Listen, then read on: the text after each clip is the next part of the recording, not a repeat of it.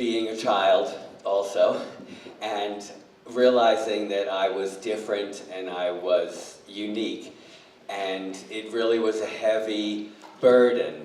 And I definitely interpret it as a weakness to be unique and as a cross to bear and a punishment. And began a number of years of suffering and conflict and learning how to wear different masks that made me feel I was more accepted and learn the ways of society. And I grew up in Manhattan, and then I happened to find myself at opening night in 1977 at Studio 54. And they let me in. And I now say, after I graduated Studio 54, 2 years later, so I was given this gift of seeing all these magical people. You know, you talk about Burning Man. I haven't been there yet. I will be going. Studio 54 was an amazing happening and coming together of people in Manhattan. And then I proceeded to, I moved to Israel, which at that time in 1979 was kind of a third world country.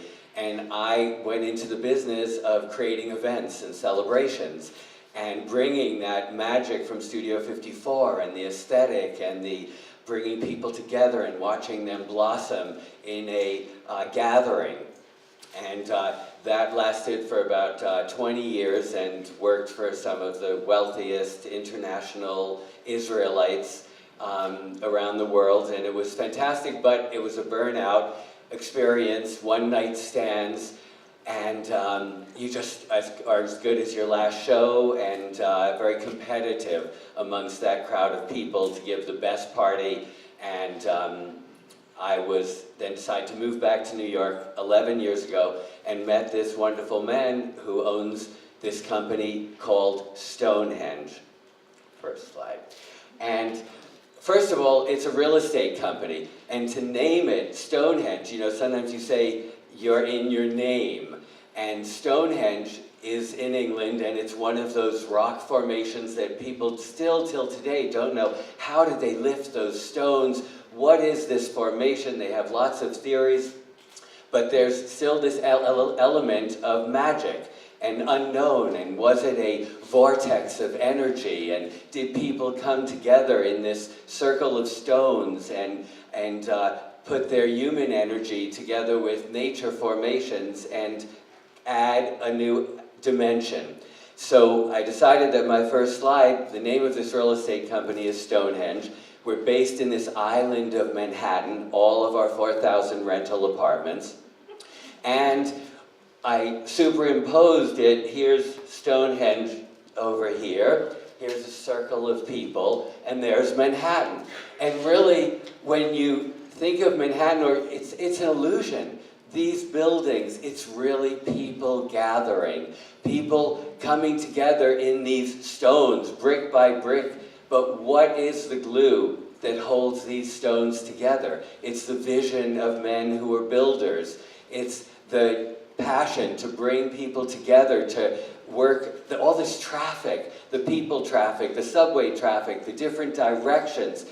And that brings me to the harmony that's created in all this dynamic movement. And there's two main movements that I see. It's vertical, and that's the grounding of inspired, vast, endless, infinite energy. And then there's the horizontal, which is that reach out and hug and touch somebody.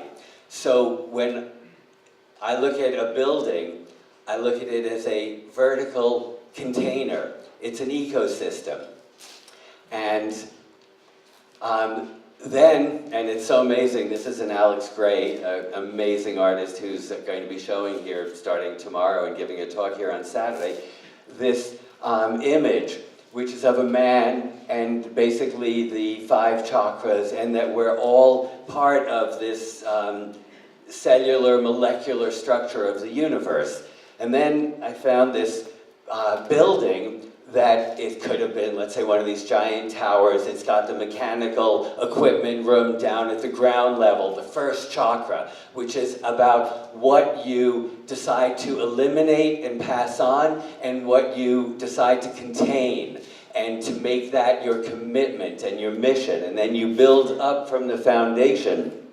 And there are express elevators and there are local elevators.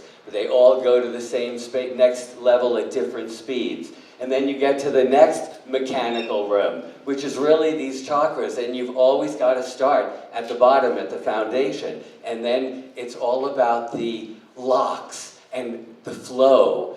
And how do we create, what is a flow in this ecosystem of a vertical building?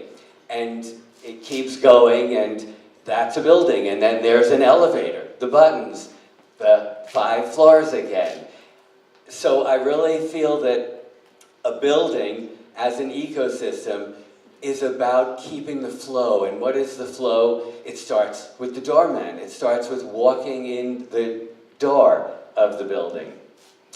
So if you look at where buildings really started, you could go to tree houses. And you know, they used to say that the trees, the roots of all the trees, are connected, and that everything is connected. And I think as human beings, we have been, just like my uniqueness separated me and made me feel different and alone. And it really covered up this natural inheritance of being connected. And I think my personal mission and challenge is how to find my own connective tissue again, how to feel comfortable, how to feel safe. And I think that for so many people, that's a big challenge that we have. So if we just remember, and then there are these doors, which even in the chakra system, the locks, the locks that hold the water in the Panama Canal. There's the mezuzah, which you can't really see, which is the pause moment when you decide, who am I going to be as I walk in to my home, or who am I going to be when I walk out onto the streets? And the doors and open door policy is something we're trying to create. And know your neighbor. This is de-stressing. People wear their masks, go to work, put on their facade, but at home you can be yourself. Yet, that's more energy. Next, please. Windows, that brings me to art. Windows give you the view, let in the sunlight. I think that these buildings are made of all these classic pieces that are part of our human structure. Elevators. Look how unique. Staircases to rise up, to be our higher selves, to unlock the limitations. And that's our challenge, is we're in New York, we have 4,000 apartments, 8,000 people living. We want to create community. And we want to invite like-minded people who want to be part of this community and choose to live in a property that believes and has a mission to empower people, to listen to people, to remind you you have a voice, and you can complain, you can suggest, you can tell us what you want. So that brings me back to really seeing Manhattan as a gathering of people, and seeing it beyond all of the materialism, all of the different masks that we wear, and remembering that this is what it's about, to get back to remembering our connective tissue between us and being dedicated to that, wanting to be with like-minded people, recognizing that. And the question that I want to leave you with is, are we living as if we have a limited number of smiles to smile at people? Because I feel that's something we have to ask ourselves, like, why are we not smiling at the people that we look at, or in the elevator? And is it because we feel we're using up our smiles? Thank you.